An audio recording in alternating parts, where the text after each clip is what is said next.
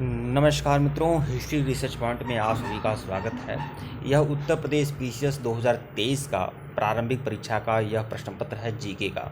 UP PCS pre 2023 संपन्न हो चुका है। आज की डेट में संपन्न हुआ है 14 मई को। हिस्ट्री रिसर्च पॉइंट में मैं आप लोग को यह जो 150 प्रश्न है, 150 प्रश्न है यूपी पीसीएस प्रारंभिक परीक्षा 2023 का, यह जो प्रश्न पत्र है आज का, इसमें मैं इतिहास विषय के जो प्रश्न है मैं उसका 100% जो सॉलिड आंसर है वो मैं आप लोग को बता रहा हूँ। बाकी प्रश्नों का उत्तर नहीं बताऊंगा, सिर्फ और सिर्फ इतिहास विषय का ही बताऊंगा, क्योंकि हिस्ट्री रिसर्च पॉइंट इस पर हिस्ट्री की ही बात होती है। तो सिर्फ इतिहास विषय पर जो भी डाउट है आप लोग का क्लियर हो जाएगा। आपका जो भी प्रश्न है वो आप लोग मिला लीजिए और ये 100% आपका सही है, ध्यान रखिएगा आप लोग, ठीक है। इतिहास विषय का ही इसमें देखेंगे। तो पहला प्रश्न तो इतिहास विषय से नहीं है, दूसरा भी नहीं है, तीसरा देखिएगा।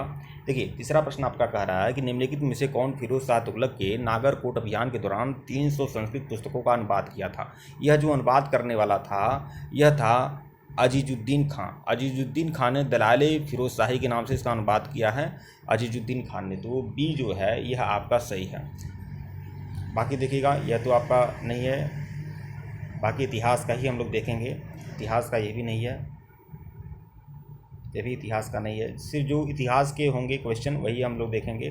देखिए, प्रश्न नंबर 9 देखिएगा। ये प्रश्न नंबर 9 थोड़ा डाउट वाला है, इसे मैं बाद में आप लोग को बता दूंगा, ठीक है। बाकी देखिएगा, यह देखिए आपका, निम्नलिखित में से कौन सा संगठन दिल्ली में वायसराय लॉर्ड हार्डिंग पर बम फेंकने के लिए उत्तरदायी था। तो यह जो है यह आपका युगांतर है। युगांतर विकल्प बी जो है युगांतर है, क्योंकि यह रास बिहारी बोस ने फेंका था और रास बिहारी बोस जो थे युगांतर समिति के क्या थे, सदस्य थे, ठीक है। बाकी देखते हैं। ये देखिए, प्रश्न संख्या 13 देखिएगा, कौन सा युग्म सुमिलित है।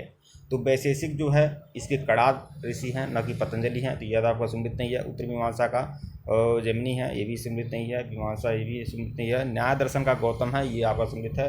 तो विकल्प डी जो है आपका सुमिलित है।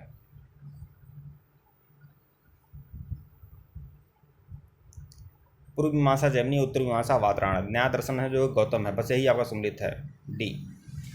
प्रश्न संख्या 14 देखिएगा, जनगणना का काम कब प्रारंभ हुआ था। तो जनगणना भारत में 1872 में प्रारंभ हुआ था, लॉर्ड मेयो के समय में। 1872 नहीं है तो 1881 मान सकते हैं, विकल्प डी। लॉर्ड रिपन के समय में हुआ था, डी जो है आपका सही है, डी। प्रश्न संख्या 15 देखिएगा। 15 तो आपका आपके अपने सब्जेक्ट से नहीं है। 16 देखिएगा, 16 भी नहीं है। 17 सिर्फ इतिहास विषय का ही देखेंगे। 19, 20, हाँ देखिएगा, चरक संहिता कितने अध्यायों खंडों में विभाजित है। तो चरक संहिता जो है यह आपका विकल्प ए जो होगा वो आपका सही होगा। 120 अध्याय और 8 खंड, ठीक है। अगला प्रश्न देखिएगा, ये सब देखिए। अब प्रश्न संख्या 26, वैदिक कालीन प्रशासन में भागदू कौन अधिकारी थे। भागदू का काम क्या था, राजस्व कर जमा करने वाला अधिकारी था। राजस्व कर भी यह जमा करवाता था भागदू। तो विकल्प बी जो है वो आपका सही है। भागदू जो है राजस्व कर जमा करने वाला अधिकारी था। बाकी देखिएगा, सिर्फ इतिहास विषय ही देखेंगे। देखिए, प्रश्न संख्या 29 देखिएगा, मिलिंद पन्हो, राजा मिलिंद और एक बौद्ध भिक्षु के मध्य संवाद का वर्णन है। इसमें भिक्षु कौन है, नागसेन, ठीक है। विकल्प सी जो है वो आपका सही है। प्रश्न संख्या 29 तो आपके सब्जेक्ट से नहीं है। 31 देखिएगा, 31 भी नहीं है। 32 भी नहीं है आपका। 33 भी नहीं है। 34 सिर्फ इतिहास ही विषय देखेंगे। तो प्रश्न संख्या 36 देखिएगा, इसमें पेशवाओं का जो क्रम है वह बताना है। तो बालाजी विश्वनाथ पहले नंबर पे हैं, पहले नंबर पे बालाजी विश्वनाथ। द्वितीय नंबर पे बाजीराव प्रथम, इन्हीं के पुत्र हैं, तो 2। और उसके बाद नारायण राव आते हैं 3, और सबसे लास्ट में आएगा माधवराव 4। तो 1 2 3 4 ऐसे करके आप सम्मिलित कर सकते हैं। तो विकल्प डी जो है वो आपका सम्मिलित है, 1 2 3 4, ठीक है। 37 देखिएगा, 38, 39 ये भी नहीं है आपका। देखिए, ईवी रामास्वामी नायकर के संदर्भ में निम्नलिखित कथन में कौन सा कथन सही है। तो इसमें दोनों कथन सही नहीं है, दोनों कथन सही नहीं है। इसका न तो एक सही है न तो दो सही है। तो विकल्प सी जो होगा आपका सही होगा। 41 देखिएगा, 42 ये आपका सही वो नहीं है। सिर्फ इतिहास विषय को ही देखेंगे हम लोग, ठीक है। इतिहास विषय ही सिर्फ देखा जाएगा।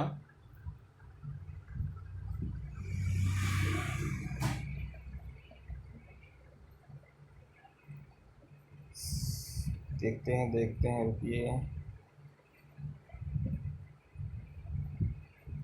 इतिहास के बहुत कम ही प्रश्न हैं इस बार डाला गया है। ठीक है, देखिए प्रश्न संख्या 60 देखिएगा। 1869 में बरेली उत्तर प्रदेश में क्रांति का नेता कौन था? खान बहादुर खान थे। खान बहादुर खान थे। तो डी जो है आपका सही है, खान बहादुर खान।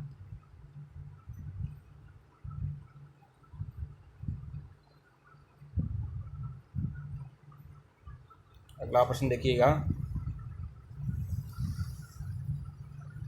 देखिए प्रश्न संख्या 71 देखिएगा, पुराणों के संदर्भ में है। तो विष्णु पुराण से मौर्य वंश की जानकारी मिलती है। विष्णु पुराण से किसकी जानकारी मिलती है? मौर्य वंश की जानकारी मिलती है। जैसे सातवाहन वंश की जानकारी किससे मिलती है? मत्स्य पुराण से मिलती है। वायु पुराण से किसकी जानकारी मिलती है? गुप्त काल की जानकारी मिलती है। तो देखिए विष्णु पुराण से किसकी जानकारी मिलती है? मौर्य वंश की। वायु पुराण से गुप्त वंश की जानकारी मिलती है। ठीक है, तो 1 और 2 दोनों सही है। विकल्प ए जो है वो आपका सही है।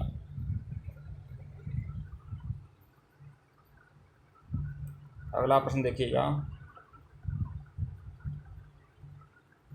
देखिए यहाँ प्राचीन काल के भारत पर आक्रमण के संबंध में निम्नलिखित कथनों में से कौन सा सही कालानुक्रम है? तो सबसे पहले किसका आक्रमण हुआ? सबसे पहले आक्रमण हुआ था यूनानियों का, फिर शकों का, फिर पल्लवों का, फिर कुषाणों का। तो पल्लव तो है नहीं, पल्लव का कुषाण आएंगे। तो सी जो है आपका सही है। ठीक है, सी ऑप्शन। इसमें चैम्बर ऑफ प्रिंसेस की व्यवस्था की गई थी। प्रश्न संख्या 78 देखिएगा। 120 सदस्यों वाली चैम्बर ऑफ प्रिंसेस की स्थापना की व्यवस्था की गई थी। तो किसमें की गई थी ये आपको बताना है। तो इसमें 1853 विकल्प ए जो है वो आपका सही है, 1853। ठीक है, अगली खबर देखेंगे।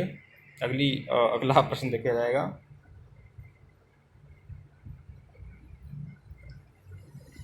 इतिहास के प्रश्न बहुत कम डाले गए हैं इस बार। देखिए प्रश्न संख्या 91 देखिएगा। कैप्टन हॉकिंस के संदर्भ में बात कर रहा है। तो कैप्टन हॉकिंस कह रहा है कि वह 1611 में जेम्स प्रथम के दूत के रूप में भारत आए थे। तो जेम्स प्रथम के दूत के रूप में तो ये भारत आए थे, लेकिन 1611 में नहीं, 1608 में आए थे। ठीक है, वह तुर्की भाषाओं का जानकार था। तो तुर्की भाषाओं को नहीं, वह फारसी भाषाओं को जानकार थे। तो न तो एक सही है न तो दो सही है, मतलब विकल्प ए। दोनों ऑप्शन जो हैं गलत हैं कैप्टन हॉकिंस के बारे में। अगला खबर देखिएगा, अगला प्रश्न देखिएगा। देखिए संगीत की टप्पा शैली निम्नलिखित में से किस मुगल सम्राट के दरबार में परिष्कृत एवं विकसित हुआ था? देखिए अगर असल रूप से देखा जाए तो ये टप्पा शैली जो है अवध के नवाब आसफदौला था, उसके समय में ज़्यादा परिष्कृत हुआ था। लेकिन अब इस तरह से बात की जा रही है तब मुगल दरबार में, तो यह जहांगीर होगा। ठीक है, विकल्प डी जहांगीर। अगला देखेंगे। देखिए यहाँ पर आप लोग को पुरास्थल से क्रम से मिलाना है। तो देखिए नेवासा जो है ये आपका कहाँ है? महाराष्ट्र में है। नेवासा जो पुरास्थल है ये आपका कहाँ है?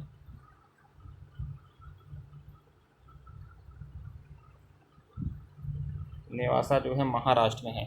इस डिडवाना कहाँ है? राजस्थान में। गुड़ियांग गुफा कहाँ है? गुड़ियान गुफा तमिलनाडु में है। और ईसमपुर कहाँ है? कर्नाटक में है। ऐसे आप लोग सम्मिलित कर सकते हैं।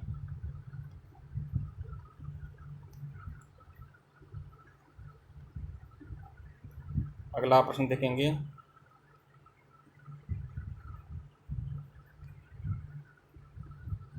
यहाँ पर देखिए कालानुक्रम से मिलाना है। तो देख लीजिए होम रूल आंदोलन जो है 1916 में हुआ था। जलियांवाला बाग कांड 1919 में, खिलाफत 1920 में, मोपला 1921 में। तो कौन सबसे अंतिम था? तो मोपला विद्रोह 1921। विकल्प डी जो है आपका सही है।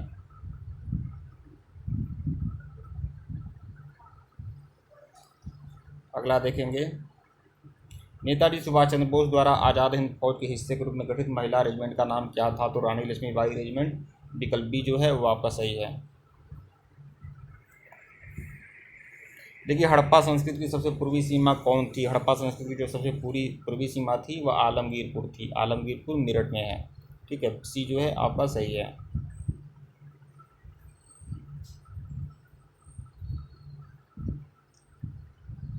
अगला देखेंगे। देखिए निम्नलिखित में से कौन सम्मिलित नहीं है ये आपको बताना है। शाह तुर्कान जो थी, जैसे ये ऑप्शन है शाह तुर्कान, कौन थी? इल्तुतमिश की पत्नी थी, यह सही है बिल्कुल। हमीदा बानो बेगम कौन थी? अलाउद्दीन खिलजी की पत्नी हमीदा बानो बेगम। अरे भाई, हमीदा बानो बेगम तो इसकी माँ थी, अकबर की। तो यही आपका सम्मिलित नहीं है। इल्तुतमिश अर्जिया का पिता था, ये भी सही है। गुलबदन बेगम बाबर की पुत्री थी, ये भी सही है। ये हमीदा बानो बेगम जो है, यह आपका इसकी क्या बोलते हैं, अकबर की माँ थी, हमीदा बानो बेगम। तो बी जो है वो आपका सही नहीं, यही आपका सम्मिलित नहीं है, बी। ठीक है।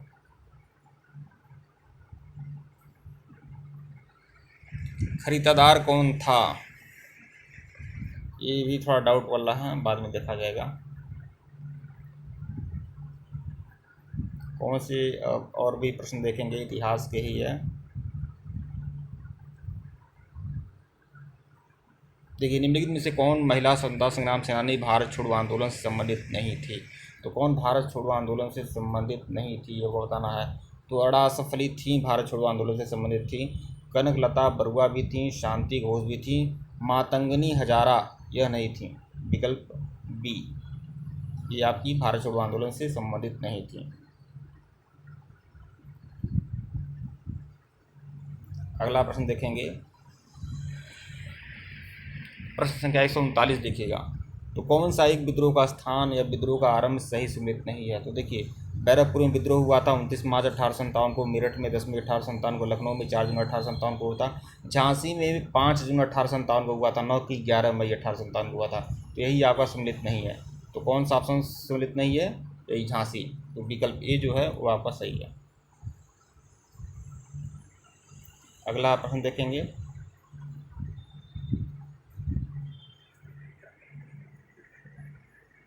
प्रश्न संख्या 149 देखिएगा। निम्नलिखित में से कश्मीर के किस शासक ने जजिया और गौ हत्या को समाप्त कर दिया था? तो वो कौन शासक था? जैनुल आबदीन।